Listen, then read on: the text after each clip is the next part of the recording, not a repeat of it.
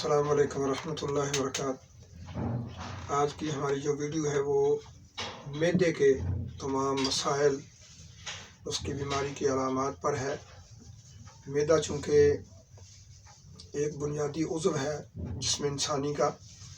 ہر چیز سب سے پہلے معدہ میں جاتی ہے۔ تو اللہ رب العزت نے انسانوں کے لیے خاص طور پر جو چیزیں معدے کو نقصان دیتی ہیں ان کو حرام قرار دیا ہے، اور جو فائدہ بخش ہیں ان کو حلال قرار دیا ہے۔ جو معدے کو فائدہ دیں گی وہ آگے جا کر جسم کو بھی فائدہ دیں گی۔ اس کے علاوہ پھر فرمایا کہ کھانے میں جو ہے وہ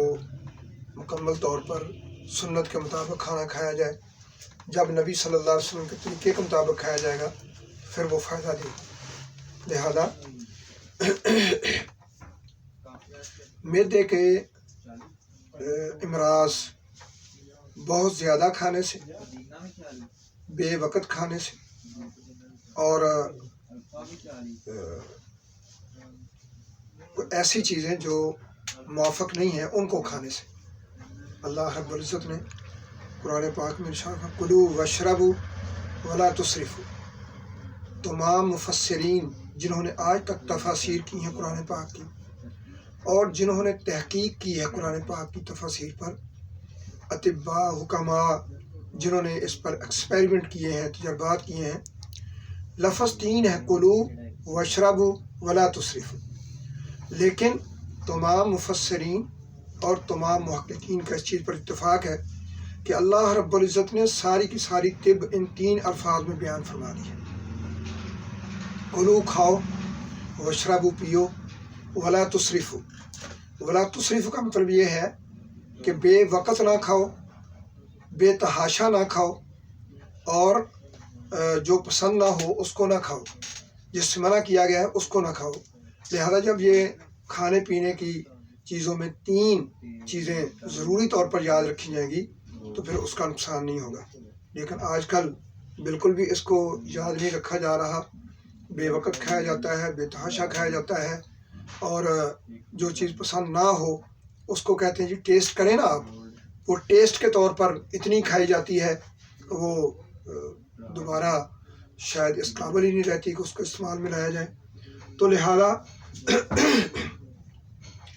جب بسیار خوری کی جاتی ہے تو معدے کے امراض پیدا ہوتے ہیں۔ غذا معدے کے اندر جب زیادہ ہوتی ہے تو اس کو ہضم کرنے میں مشکل پیش آتی ہے۔ جب معدے کے اندر خوراک پڑی رہے گی تو وہ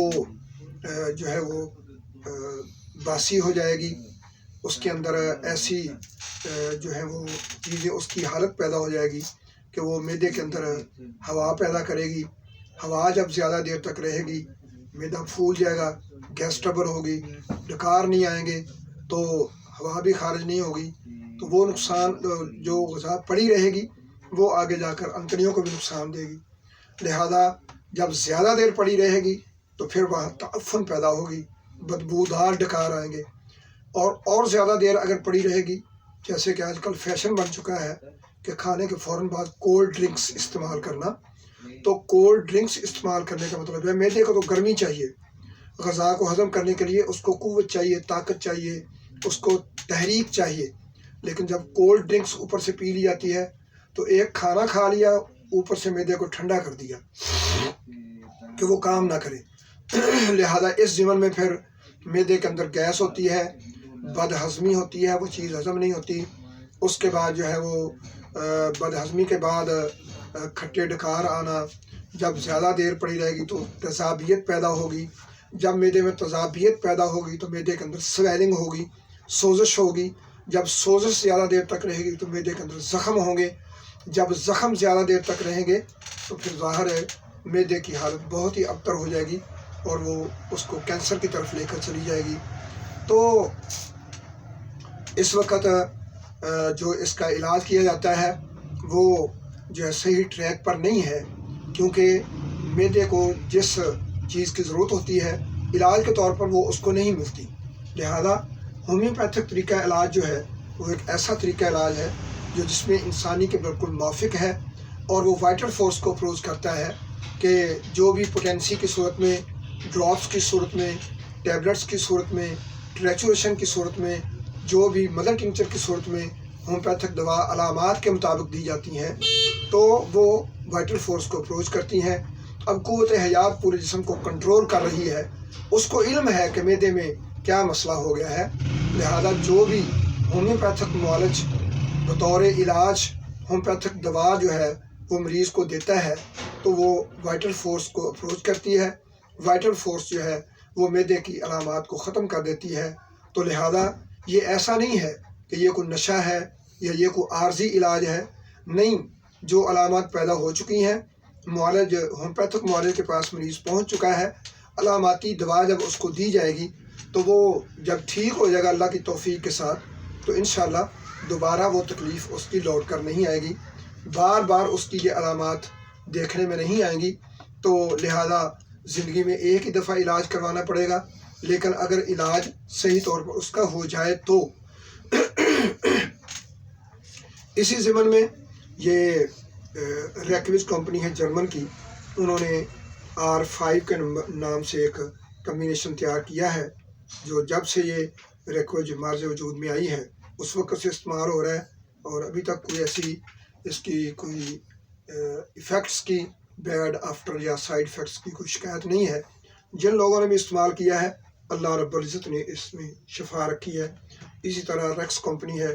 انہوں نے بھی گیس کے لیے، بلغمی کے لیے، معدے کے جملہ امراض کے لیے ریکس نمبر 5 متعارف کروایا ہے، اچھے رزلٹ ہیں اس کے بھی۔ مسعود کمپنی ہے، اس نے HR نمبر 14 جس کے اندر وہ تمام ادویات اس کمبینیشن کے اندر شامل ہیں جو معدے کے امراض کے لیے کارگر ہیں اور معدے کے مریضوں کو اللہ کے حکم سے شفا یابی کے تیراک پر گامزن کرتے ہیں۔ اسی طرح سے مائی ہیلتھ کمپنی ہے،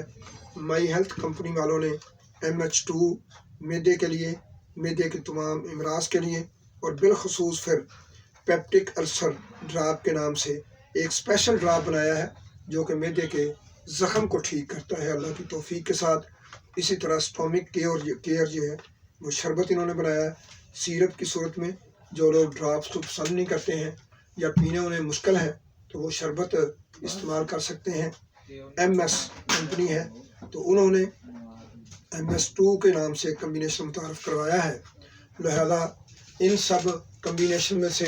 علامات کے مطابق جو بھی آپ استعمال کریں گے اس میں اللہ کی توفیق کے ساتھ بہتر نتیجہ اخذ ہوگا اور شفا کی راہ پر مریض جو ہے وہ گامزن ہوگا۔ اور اس کے ساتھ ساتھ جو ہمیں اللہ رب العزت نے ہدایات دی ہیں کہ جب تک پوری بھوک نہ لگے، نبی صلی اللہ علیہ وسلم نے فرمایا بھوک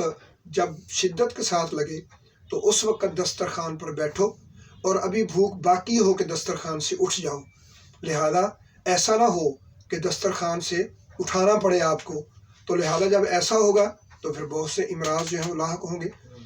جب ہم مسنون طریقے سے کھائیں گے تو لہذا بھوک زیادہ لگے کھانا شروع کرو، بھوک باقی ہو کھانا ختم کر دو، تاکہ وہ ہضم ہونے میں اس کو جو ہے وہ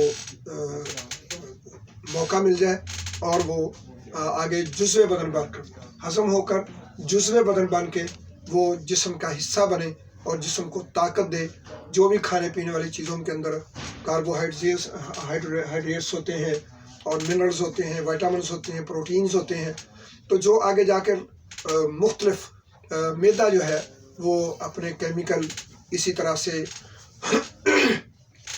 اسے ہضم کر کے جزو بدن بننے میں مدد دیتا ہے۔ انتڑیوں سے وہ چھوٹی آنت سے خون کے اندر شامل ہو کر تو جسم انسانی کو فائدہ پہنچاتی ہیں۔